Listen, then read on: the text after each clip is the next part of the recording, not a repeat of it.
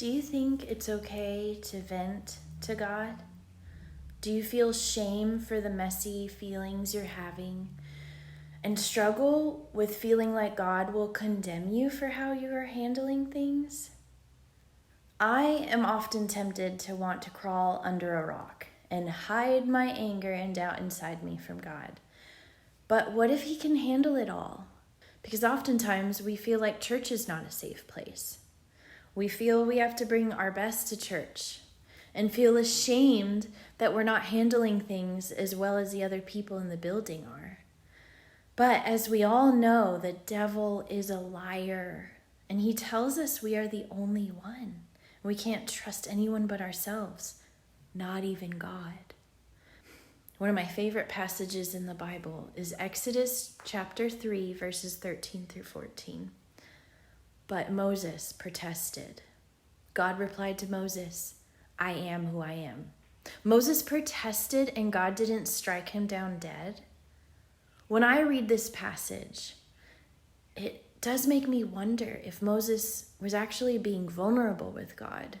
And what I love about this moment with God and Moses is that Moses felt comfortable enough with God to share a part of himself that was weak. He felt ill-prepared to lead because of his speech impediment.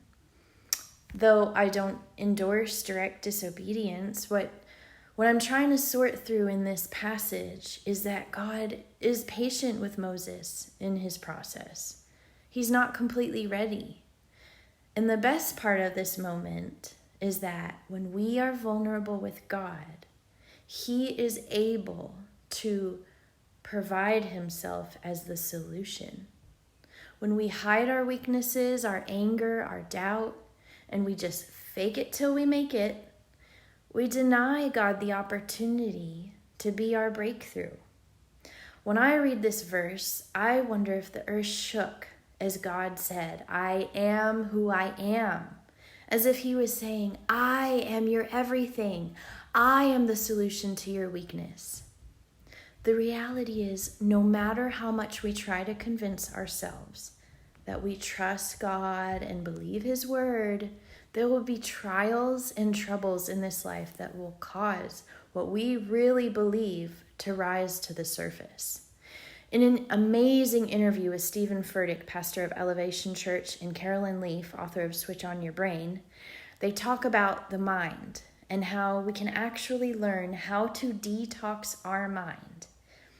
In the interview, she goes on to say how important it is in a relationship that you can have a space to basically say what you feel without feeling judged. And that space she calls the love zone. She also says how important it is to get those thoughts out and to process hard things. Because if we bottle it up and fake it, we create more toxic branches in our brain. In the book called The Mom Factor, it says, we find good advice in the book of Ephesians. Get rid of all bitterness, rage, and anger, brawling and slander, along with every form of malice. You must acknowledge them and work through them with your safe people. Grieving truly does resolve painful feelings. I love this concept. We all know what it feels like to express our feelings and struggles with a friend or family member. And instead of feeling embraced and validated, our struggle is minimized. And we actually walk away from the interaction feeling worse than before because we realize we're not handling things as good as that other person is. I believe the spirit of religion wants us to isolate ourselves from others and even God. But the good news is you can bring your messy emotions to God. I believe there truly is a space in our relationship where we can come to Him in our unsanctified anger, doubt, regret, and insecurity. And His embrace and validation and encouragement will empower us to move beyond that more than anything that the spirit of religion will throw at us to make us feel condemned for having weaknesses. Scripture says in 2 Corinthians 12:9, His power is made perfect in our weakness. So as 1 Peter 5:7 says, give all your worries and cares to God, for he cares about you, even the messiest parts of our hearts. Even if you are angry at God because of something horrible that happened, whatever it is, bring it to him. And I pray that you also have people in your life that you can bring those struggles and emotions to as well. We are the body, right? We carry each other's burdens. And if there is something you are struggling with in this season and need prayer, please feel free to comment and I will pray for you. And I also feel it's important to address forgiveness. Not everyone has handled our hearts the best.